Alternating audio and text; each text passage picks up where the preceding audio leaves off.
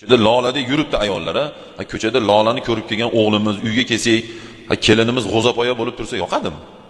Bu shunga yoqmaydi. Kelgan ha desa o'g'lim kelmayapti, 2 kunda bir keladigan bo'lib qoldi, kech keladigan bo'lib. Endi battar bo'laylik endi.